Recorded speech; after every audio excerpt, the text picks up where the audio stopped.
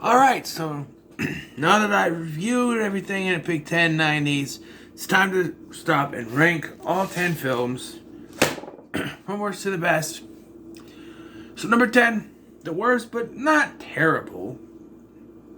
So in the 80s one, the lowest rating I gave was a middle of the road. This one is a not worth your time, and it's Eraser. I don't know. It wasn't bad, and Arnold was really good, because it's Arnold, but it just didn't hit me right, for some reason. I just didn't care for it, I guess, but yeah, number 9 is Wild Things, and for a movie that has nudity in it, that I've concentrated on that one scene for my entire life growing up as a young teen, and then going an adult, kind of a letdown. It's the middle of the road. These next 3 are middle of the roads, I think, but it's not a bad movie, but it just gets kind of convoluted. Like, these 2 teenage girls, they're 18, but they're like, oh, he raped us, and then all of a sudden, no, it's all planned to get back at him for not being there for her, and then sleeping with her mom. But then no, all 3 of them are in on it, and then it goes too far, and she supposedly ends up dead, and then she does end up dead, and it's revealed that Kevin Bacon is also in on it, and then she's still alive, and then they turn on him, and then she turns on him, and Bill Murray is somehow involved too. It's just so convoluted that it loses me.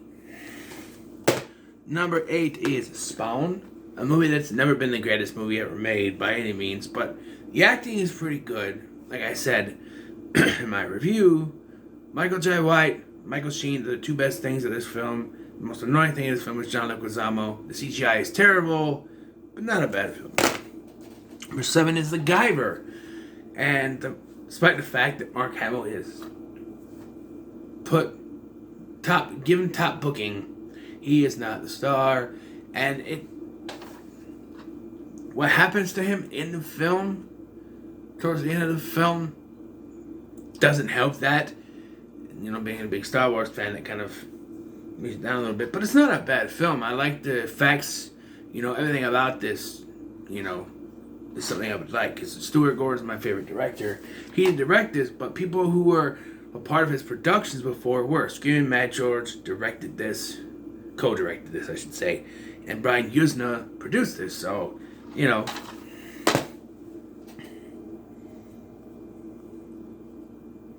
Number 6 is The Fifth Element. Now, this still holds up. Even, what is this, 97? So 13 years later, 14 years later, it still holds up. There's some CGI shots that are meh. I don't mind Chris Tucker. I think this is the start of the pretty good ones, but yeah. Anaconda is number 5. Yes. I did not fail. It's a good movie. John Voight is the best thing in this movie. And the Anaconda effects aren't that bad. Alright, so this one, I was trying to figure out where to put this, because it's the only so bad it's good one in a bunch. So I decided to put it in number 4, Basketball.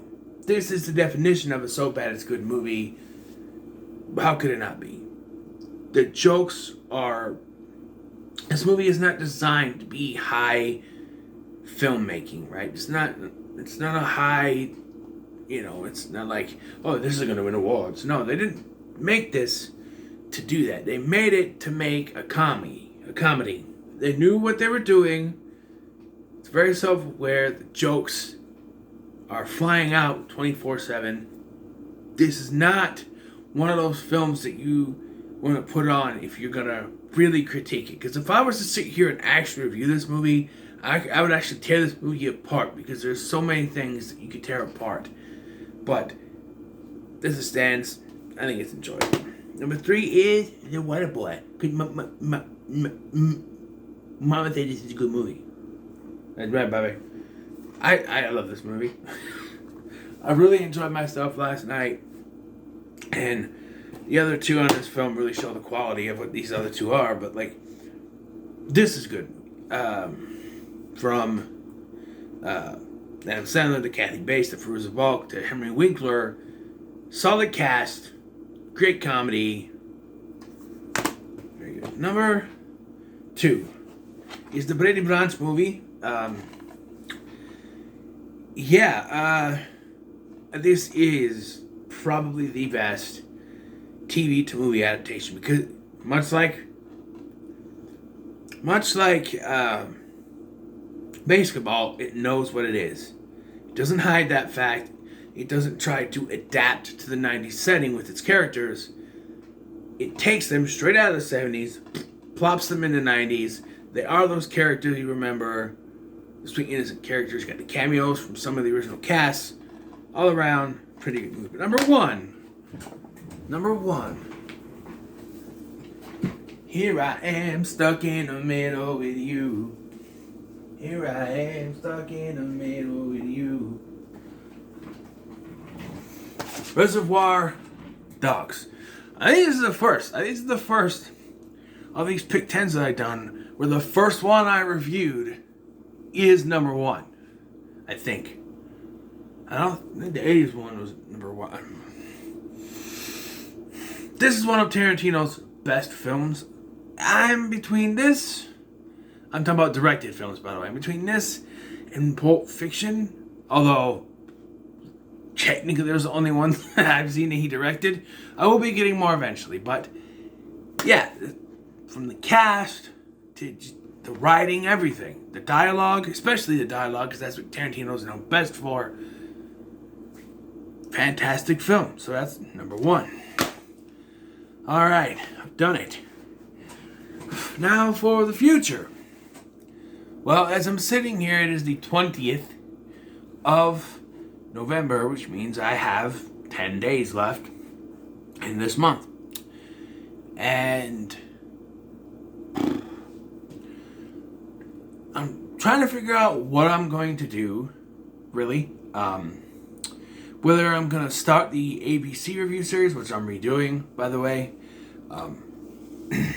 Restart the ABC series. Or just go straight from this into the Pick 10 2000s. Because I have the DVDs picked out here. You won't see what they are, but these are the 5 DVDs right here. I'm trying to show you what they are because I'll do that in the video, but I have the DVDs picked out. You need to look through the Blu-rays. I'm doing a little rearranging today, but we'll see where it takes me. Most likely I'm going to be leaning towards this because it's the shorter thing to do. It's only 10 movies, whereas the ABC one is 26 movies. Now I'm kind of in January for those, but so most likely it's going to be the Pick 10 2000. But who knows? I might just do random reviews.